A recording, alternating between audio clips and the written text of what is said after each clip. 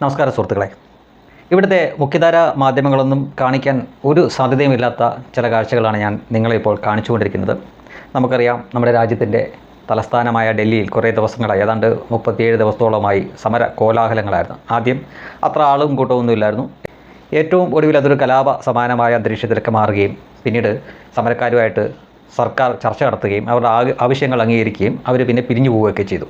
പക്ഷേ ഈ സമരത്തിന് വെള്ളവും വളവുമൊക്കെ കൊടുത്ത് അവരെ ഓരോ ദിവസവും മുന്നോട്ട് തള്ളി നീക്കി, അല്ലെങ്കിൽ അവർക്ക് പിന്നിൽ നിന്നുള്ള എല്ലാ ഊർജ്ജവും കൊടുത്തിരുന്ന ചില മാന്യ വ്യക്തികളുണ്ടായിരുന്നു. അവരെപ്പറ്റി ഒരു നന്ദിയോടെ ഒന്ന് സ്മരിക്കേണ്ടതല്ലേ നമ്മുടെ ഇവിടെയുള്ള മാപ്രകൾ. ഇവരൊക്കെയാണ് ഈ സമരത്തിന് പിന്നിൽ ഇവർക്ക് ഊർജ്ജം പകർന്നു കൊടുത്തുകൊണ്ടിരുന്നത്. അതായത് ഭക്ഷണം, വെള്ളം, വെളുപ്പാങ്കാലത്ത് 4 മണിക്കൊക്കെ ഉറങ്ങിക്കിടക്കുന്നവർക്കൊക്കെ വീശി കൊടുക്കുക എന്നൊക്കെ പറഞ്ഞു കഴിഞ്ഞാൽ എത്രമാത്രം ഡെഡിക്കേഷനാണ് എന്ന് ആലോചിച്ച് നോക്കുക. എത്ര ആത്മാർത്ഥതയാണ് അവർക്ക്. അപ്പോൾ ഇതൊക്കെ അവർ ചെയ്തു കൊടുത്തത് വിദ്യാഭ്യാസ മന്ത്രി ധർമ്മേന്ദ്ര പ്രധാനെ രാജിവെപ്പിക്കാനാണ് എന്ന് വിശ്വസിക്കണം. ഞാൻ വിശ്വസിച്ചു, നിങ്ങൾക്ക് വിശ്വസിക്കാം കേട്ടോ, വേണമെങ്കിൽ അങ്ങനെ നമ്മൾ വിശ്വസിക്കണം. അല്ലാതെ ഈ രാജ്യത്തിനെതിരെ ഒരു കലാപം ഉണ്ടാവുകയാണെങ്കിൽ അതിന് എണ്ണ പകരാൻ വേണ്ടി ചെയ്തതാണ് എന്ന് വിശ്വസിക്കാൻ പാടില്ല.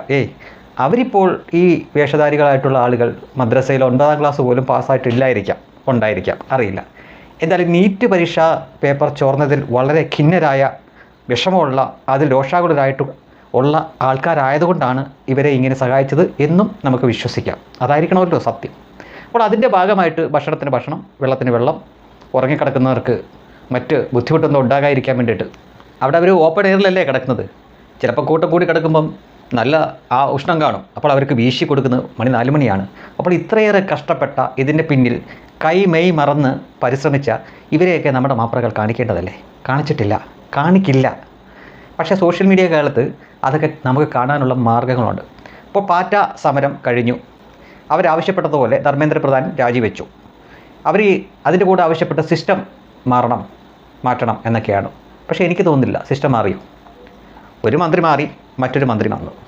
OBC-കാരനായിട്ടുള്ള ധർമ്മേന്ദ്ര പ്രധാൻ മാറിയിട്ട് അവിടേക്ക് വന്നത് സവർണനായിട്ടുള്ള, ബ്രാഹ്മണനായിട്ടുള്ള പ്രഹ്ലാദ് ജോഷിയാണ്. സമരക്കാരിൽ ചില ബോർഡൊക്കെ ഞാൻ ഇടയ്ക്ക് കണ്ടിരുന്നു. ബ്രാഹ്മണവാദ് സെ ആസാദി അങ്ങനെ എന്തൊക്കെയാണ്, ബ്രാഹ്മണിക്കൽ ഹെജ്മണി എന്നൊക്കെ പറഞ്ഞുകൊണ്ട്. ഇനി ഇതിൻ്റെ പേരിൽ ആരെങ്കിലും സമരം തുടങ്ങുമോ എന്നറിയില്ല. പക്ഷേ ധർമ്മേന്ദ്ര പ്രധാൻ ഒരു OBC-കാരനായിരുന്നു. ആ ആളെ മാറ്റിയിട്ട് ഇപ്പോൾ കയറി വന്നിരിക്കുന്നത് സവർണനാണ്.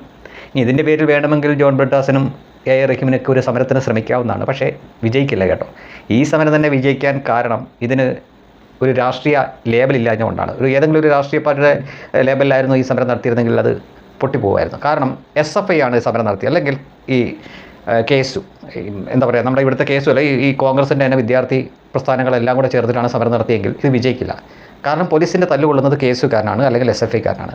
പക്ഷെ അപ്പോൾ ഈ സോക്കോൾട്ട് സെലിബ്രിറ്റികൾക്കൊന്നും അവർക്ക് പിന്തുണ കൊടുക്കാൻ പറ്റില്ല. അപ്പോൾ അത് രാഷ്ട്രീയമായി പോകും.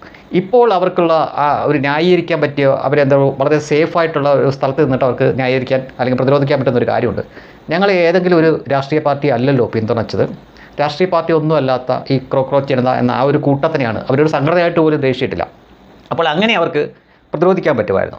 മറിച്ച് അതൊരു SFI ആണെങ്കിൽ, KSU ആണെങ്കിൽ, അല്ലെങ്കിൽ വേറെ ഏതെങ്കിലും വിദ്യാർത്ഥി സംഘടനയാണെങ്കിൽ ഇവർക്ക് ഇത്ര ധൈര്യമായിട്ട് ഇതിനൊക്കെ ഇങ്ങനെ ആവശ്യമില്ലാതെ പിന്തുണ കൊടുക്കാൻ പറ്റില്ലായിരുന്നു. അതാണ് ഞാൻ പറഞ്ഞത്, അതൊരു രാഷ്ട്രീയ പാർട്ടിയുടെ ലേബലിലായിരുന്നു സമരം നടന്നെങ്കിൽ അതൊരിക്കലും വിജയിക്കാൻ പോകുന്നില്ലായിരുന്നു.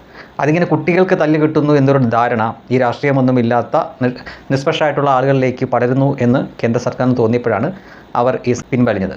പക്ഷേ നമ്മൾ മനസ്സിലാക്കേണ്ട കാര്യം, ഈ കാണിച്ച അഭ്യാസങ്ങളെല്ലാം ധർമ്മേന്ദ്ര പ്രധാൻ എന്നൊരു വ്യക്തിയെ രാജിവെപ്പിക്കാനായിരുന്നോ എന്ന് നിഷ്കളങ്കരെ നിങ്ങൾ ചിന്തിച്ചു നോക്കണം.